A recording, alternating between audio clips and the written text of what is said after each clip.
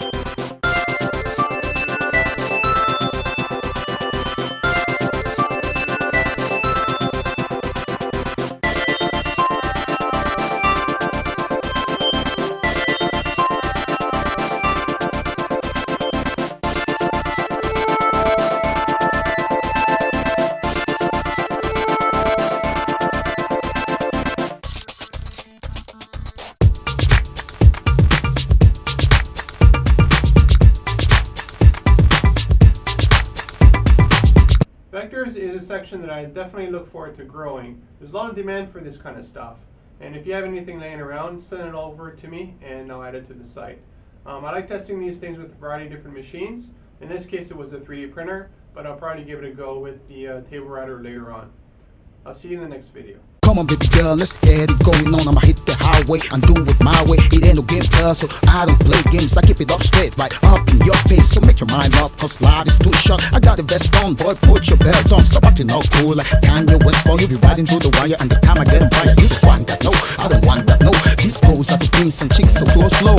Hit the backseat when you're doing the licking, kissing, squeezing. Do the damn thing, man.